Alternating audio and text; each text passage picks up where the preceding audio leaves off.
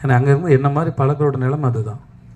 ஏன்னா காசு இஷ்டத்துக்கு செலவு பண்ணிங்கன்னா வீட்டுக்கு பணம் அனுப்ப முடியாது, கொண்டாட்டெல்லாம் முடியாது. அங்கே வியாழக்கிழமை ஆனால் எல்லோரும் ஒன்று கூடுவோம், ஒன்றா சமைச்சு பிரியாணி கிரியாணி சமைச்சு சாப்பிட்டுட்டு அப்புறம் துணியெலாம் துவைச்சி காய போட்டுட்டு சாயந்தரம் ஆனால் அங்கே கிரிக்கு இருக்கும், அந்த ஊரை பரதுபாய் தேரதபம் இருக்கும், அங்கே போய் சும்மா இருந்துட்டு திரும்பி முடி இவ்வளோ தான் இருக்கும்.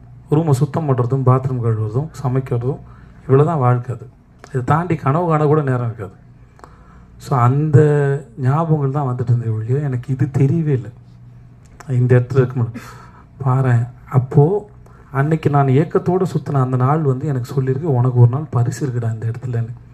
ஸோ ஒவ்வொரு நாள் பின்னாடி வேற ஒரு நாளோட சேர்ந்து ஒரு முடிச்சிருக்கு. ஒவ்வொரு விதைக்கு பின்னாடி ஒரு பெரிய மரம் இருக்குது, அதில் நிறைய பறவைகளுக்கு கூடு இருக்குங்கிறது தெரியாதுல்ல, அது அந்த விதைக்கு தெரியாது இல்லையா? அதை போல தான் ஒவ்வொரு நாளையும் நான் பார்க்குறேன் நான் நினைக்கிறேன். சரிண்ணே.